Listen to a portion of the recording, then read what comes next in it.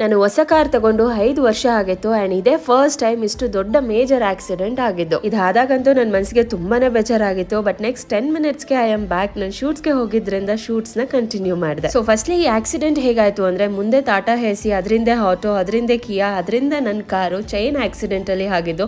ನಾನು ಚೆನ್ನಾಗಿ car ಓಡಿಸ್ತೀನಿ, accident ಯಾವತ್ತೂ ಮಾಡಿರ್ಲಿಲ್ಲ. ಮುಂದೆ ಅವರು ಬ್ರೇಕ್ ಹೊಡೆದಿದ್ರಿಂದ ಸಡನ್ ಆಗಿ ಬ್ಯಾಕ್ ಟು ಬ್ಯಾಕ್ 4 ವೆಹಿಕಲ್ಸ್ ಈ ತರ ಡ್ಯಾಮೇಜ್ ಆಯ್ತು. ಇಷ್ಟು ದೊಡ್ಡದಾಗಿ ಆಕ್ಸಿಡೆಂಟ್ ಆಗಿದ್ರು ನನ್ನ ಮುಖದಲ್ಲಿ ಇರೋ ಸಮಾಧಾನಕ್ಕೆ ಕಾರಣ ಏನು ಅಂದ್ರೆ ಇನ್ಶೂರೆನ್ಸ್. ನಾನು ಈ ವಿಡಿಯೋ ಮಾಡ್ತಾ ಇರೋ ರೀಸನ್ ಕೂಡ ಆಕ್ಸಿಡೆಂಟ್ ಆಗಿದೆ ಅಂತ ತಿಳಿಸೋದಕ್ಕಲ್ಲ, ದಯವಿಟ್ಟು ಇನ್ಶೂರೆನ್ಸ್ ಮಾಡ್ಕೊಳ್ಳಿ ಅಂತ ತಿಳಿಸೋದಕ್ಕೆ ಈ ವಿಡಿಯೋನ ಮಾಡ್ತಾ ಇದ್ದೀನಿ. ತುಂಬಾ ಜನ ಮಿತ್ತಲ್ಲಿ ಇರ್ತಾರ, ವರ್ಷಕ್ಕೆ 20,000 30,000 ಕೊಟ್ಟು ಯಾಕೆ ಇನ್ಶೂರೆನ್ಸ್ ತಗೊಬೇಕು ಅಂತ. ಬಟ್ ನಾನು ಇನ್ಶೂರೆನ್ಸ್ ಕಟ್ಟಿರೋದ್ರಿಂದ ನನಗೆ 80,000 ಉಳಿತಾಯ ಆಯ್ತು. 2,500 ಅಷ್ಟೇ ನಾನು ಇನ್ಶೂರೆನ್ಸ್ ಕ್ಲೇಮ್ ಚಾರ್ಜಸ್ಗೆ ಪೇ ಮಾಡಿದ್ದು. ಸೊ ಇನ್ಶೂರೆನ್ಸ್ ಇಲ್ದಿರ ದಯವಿಟ್ಟು ಕಾರ್ನ ಯಾರು ಮುಟ್ಲೇಬೇಡಿ. ಆಕ್ಸಿಡೆಂಟ್ ಯಾರು ಬೇಕಂತ ಮಾಡೋದಿಲ್ಲ, ಅಚಾನಕವಾಗಿ ಆಗೋದಕ್ಕೆ ಅದನ್ನ ಆಕ್ಸಿಡೆಂಟ್ ಅಂತಾರೆ. ಚಂದಾಪುರ ಟ್ರೂ ವ್ಯಾಲ್ಯೂ ಶೋರೂಮ್ ಅಲ್ಲಿ ನಾನು ಸರ್ವಿಸ್ಗೆ ಮತ್ತೆ ಇನ್ಶೂರೆನ್ಸ್ಗೆ ಬಿಟ್ಟಿದ್ದು. ತುಂಬಾ ಚೆನ್ನಾಗಿ ಬಜೆಟ್ ಅಲ್ಲಿ ಸರ್ವಿಸ್ ಮಾಡ್ಕೊಟ್ಟಿದ್ದಾರೆ. ನಿಮ್ಗೂ ಬೇಕಾದ್ರೆ ಅವ್ರ ಕಾಂಟ್ಯಾಕ್ಟ್ ನಂಬರ್ ಕ್ಯಾಪ್ಷನ್ ಅಲ್ಲಿ ಕೊಟ್ಟಿರ್ತೀನಿ, ಚೆಕ್ ಮಾಡಿ. ಸೊ ಈ ವಿಡಿಯೋ ನೋಡ್ಬಿಟ್ಟು ಸುಮ್ಮನೆ ಹಾಕ್ಬೇಡಿ. ಯಾರೆಲ್ಲ ಇನ್ಶೂರೆನ್ಸ್ ತಗೊಂಡಿರೋ ಕಾರ್ನ ಓಡಿಸ್ತಾ ಇರ್ತಾರೆ ಅವ್ರ ಜೊತೆ ಫಸ್ಟ್ ಈ ವಿಡಿಯೋನ ಶೇರ್ ಮಾಡಿ, ಮರಿದಿರ ಇನ್ಶೂರೆನ್ಸ್ ನ ಪರ್ಚೇಸ್ ಮಾಡಿ.